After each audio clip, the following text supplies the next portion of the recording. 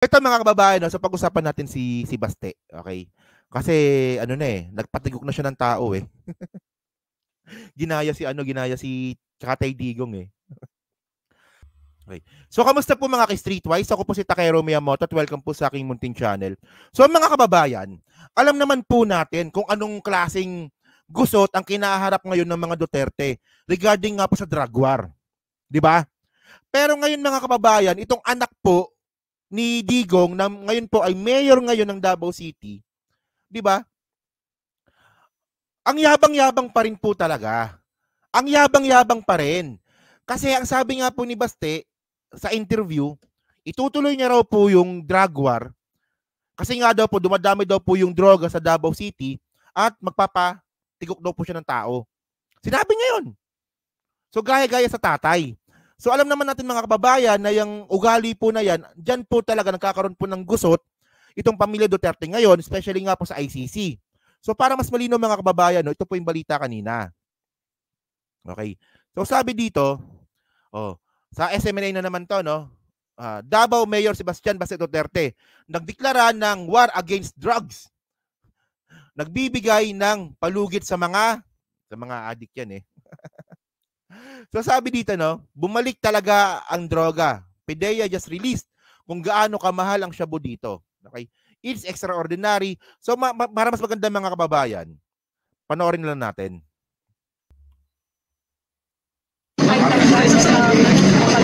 Wala man. The declaration will mean that that's gonna be it's gonna roll out for as long as it has to be there. Yan na siya. Okay, yun, like I said, like I mentioned earlier, I talked to the barangay captains sa mga urbanized nato ng mga densely populated barangays nato. Mao puno gyud ilang problema. So, gusto na ako dire, kung di mo mahawa, di mo undang, pat yun tamo. Dili ka afford nga madaot ng family, ang mga community, tungod lang na for you. So, siguro may mga Bisaya naman po dyan no, na nakakaintindi. So, ang lino na sinabi dito ni Baste, patsyun tanako. Sabi niya, patsyun tanako. So, magpapatigok daw po siya. So, ito na naman tayo eh. Ugali talaga ng mga Duterte pumatay ng tao, no? Mula tatay hanggang anak eh. Ito lang mga kababayan. Okay. Kung mga drug lord yan, okay lang sa akin. Tirahin. Drug lord eh. Pero kung pipitsugin lang naman pala yung papatirahin ng mga Duterte na naman, katangahan na naman yan.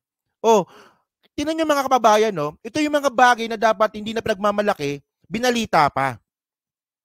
Yung nagbalita pa niyan, SMNI.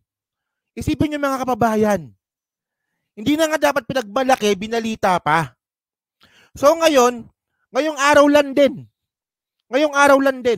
nung pag-declare nga po ni Baste na magpapatigok nga daw po ng mga droga-droga na yan, meron nang nasawi. Meron na. May biktima na kaagad. So ito, balita lang to kanina. Sabi dito, no? 3 pushers killed as Mayor Duterte declares war versus drugs. Yan po ay March 25, 2024. So syempre, ngayong araw lang to. So ibig sabihin nun, ang mayor nito si Baste. Tingnan niyo kung sino yung nangyari. Tingnan niyo kung sino nangyari dito. Basahin lang natin ng buo. Okay. Davao City, 3 suspected drug pushers were gunned down in bypass operation here a few hours after Mayor Sebastian Baste Duterte declared a war against drugs in his city on Friday, March 22. Okay. Police identified the fatalities as may mga pangalan na, no? And then mga kababayan, ito tingnan ninyo Timoy was killed by lawmen in Barangay Mintal at past 4 a.m. on Sunday, March 24. Recovered from him were a large sachet of suspected shabu worth 27,000 pesos.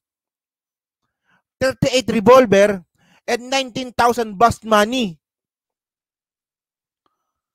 So small time. Small time na naman mga kababayan. 27,000 pesos. Ano yan? Dito natin makikita mga kababayan na mga walang hiya talaga itong mga tao na to. Ang kaya lang talaga nilang ipatigok is yung mga small time. Asan yung drug lord? Walang yan ng 27,000 pesos. Ano yun? Oh, ano? Di pinakita mo na naman na matapang ka. Ayan ba ibig sabihin yan? Matapang kayo. Tapos small time lang pala. Yan ang sinasabi ko sa inyo eh. Oh. And then mga kababayan kasi nakakapagtaka dito. 'Di ba? Ang sabi nila, ang Davao daw po ay walang droga. Pero bakit dumami ngayon? Oh, 'di ba? Pinagmamalaki niyo yan dati, 'di ba? Oh, ang punto dito mga kababayan, ang sabi kasi ng mga DDS, importante daw po yung drug war ni Duterte. Kasi daw po nawala daw po yung mga addict. Eh, sa Davao nga, hindi nawala eh. Sa buong Pilipinas pa kaya? Yan ang sinasabi ko sa inyo eh. Importante yung drug war. Sabi sa akin ng isang bakla na na DDS. Oh. Ay, Takero, hindi mo ba alam na importante yung drug war? Kasi yung mga addict na yan, sila rin yung mga nang-rape at saka yung mga pumapatay ng tao. Sabi niyang ganun. Eh, sa Davao nga, hindi nga nawala eh. Oh. Wala kang napatunayan na tama yung drug war na yan. Ay, Takero, huwag ka naman ganyan. Ginagawa lang naman ni Tatay Digong yung sa tingin niyang tama. Pagkausap ko yung mga DDS na yan, ang sarap dagukan eh. So mga kababayan, ang labas nito, pasok na naman to sa EJK. At ngayon, may ebidensya na naman na si Basti talaga ang nag-utos na magpatigok. Hindi nag-iisip eh. O nga, no? Baka, baka gustong sumali. Ay, Tatay Diggs, sali ako. Gusto ko sali ako ICC. At saka mga kababayan kasi, ang punto lang kasi dito, 'di ba? Ano yan eh? Tawag dito, nawala tuloy ako. Ang punto kasi dito mga kababayan, ang daming palpak ni Baste. Kasi ito na-content natin ito nung nakaraan. Na si Baste din po kasi, yung Davao City mismo, tumaas po yung poverty rate. Pumalo po ng 21%. Kung dati po nasa 8, no? 8 or 6% lang po dati yung poverty rate nga po ng Davao City. Ngayon po pumalo na po ng 21%. So tumataas. Tapos ngayon, kung totoo man na tumaas din po yung droga sa Davao, eh bobong mayor pala to. Oh. And then mga kababayan kasi, ang punto pa dito, 'di ba? Nagkaroon ng panawagan si Baste na mag-resign daw po si PBBM. Eh sa tingin ko, ikaw dapat ang mag-resign bilang mayor. Si Baste dapat ang mag-resign bilang mayor. Kasi nga tumaas yung droga, tumaas yung insidente nga po ng droga sa Davao City, tumaas pa yung poverty rate. Mukhang ikaw ata may problema. At alam natin mga kababayan, ito pa. Ito yung malupit dito eh. Si Las Cañas. Sabi ni Las Cañas, ito Conversation with Arturo Las Cañas, Part 1. Duterte is the Lord of all drug lords in Southern Philippines. Ayan eh. Sabi ni Las Cañas yan eh. Tandaan natin mga kababayan, kasi ang sabi kasi ng mga DDS na, ay Takero, di mo ba alam na si Las Cañas, fake news yan. Kasi, di ba, galit lang yan sa mga Duterte. Sabi ng mga DDS. Ang sagot kasi dito, ang sagot kasi dyan mga kababayan, si Las Cañas po kasi, self-confess na miyembro po ng Davao Death Squad. Self-confess na umamin na siya mismo inuutosan ni Digong na magpatigok ng tao. 'Di ba? At saka mga kababayan, yung statement po ni Las Cañas nasa ICC na po. So, para sa akin, hindi basta-basta pwedeng baliwalain yung statement nga po ni Las Cañas kasi nga po, nasa ICC na po. Di ba? So, ang sabi nga po ni Las Cañas, I have seen the Barangay Dumay Shabu Laboratory for several times because I was instructed by Mayor Duterte before, okay, with Sunny Benaventura. At ang sabi nga po dito ni Las Cañas, ang totoong drug lord talaga si Duterte. So, ibig sabihin nun mga kababayan, yung pinapatigok lang pala ng mga Duterte sa Davao City is yung kakompetensya nila. Base po yun kay Las Cañas. Hindi ako may sabi nun si Las Cañas. Oh. 'Di ba? Ay lang sinasabi ko sa inyo eh.